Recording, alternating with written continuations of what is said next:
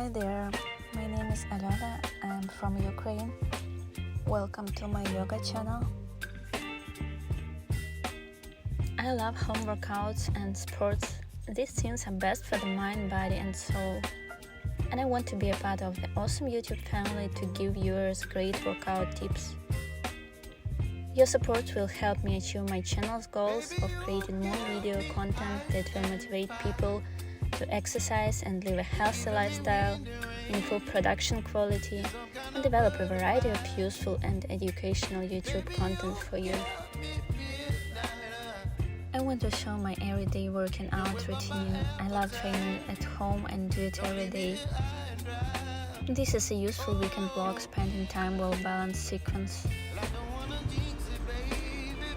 To perform the royal asana, you need to take a lying position on your back. Legs and arms are slightly apart. The chin is slightly tilted to the chest and the palms are open to the ceiling.